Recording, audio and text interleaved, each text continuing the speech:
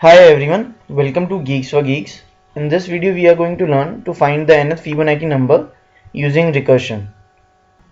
So what is Fibonacci series? It is a series in which each element is the sum of previous two numbers, such as first two numbers are 0 and 1, second number 1 is the sum of 0 and 1, this 2 is the sum of 1 and 1, this 3 is the sum of 2 and 1, and so on.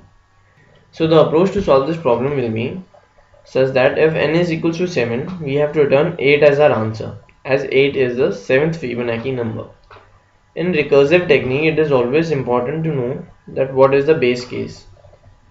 In this problem, we know that if n is equals to 1, then the answer would be 0, and if n is equals to 2, the answer would be 1, as 0 is the first Fibonacci number and 1 is the second Fibonacci number.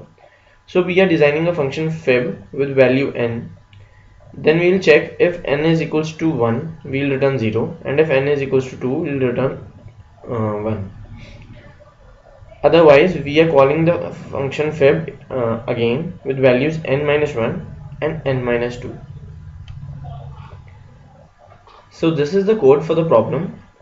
We are having a function fib with value n as a parameter. We are checking if n is equal to 1, we are returning 0, and if n is equal to 2, we are returning 1, as 0 is our first Fibonacci number and 1 is our second Fibonacci number.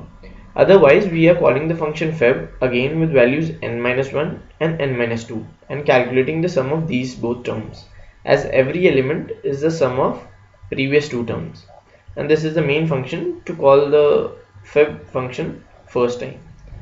And this is the trie if n is equal to 5. So in this case, as n is neither equal to 1 nor is it equal to 2, so it would call two functions with values 4 and 3. This function again would call fib with values 3 and 2. This would again call values with 2 and 1.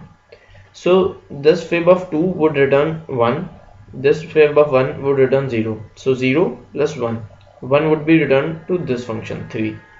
So and 1 plus this function would return 1. So 1 plus 1 would give 2. This function fib of 4 would get value 2 return. Then this fib of 3 would again return 1 as it returned here. So 1 plus 2, 3 would be returned here. So our fifth Fibonacci number is 3 as per this program. So thank you for watching this video, and I hope that you understood the concept of this problem.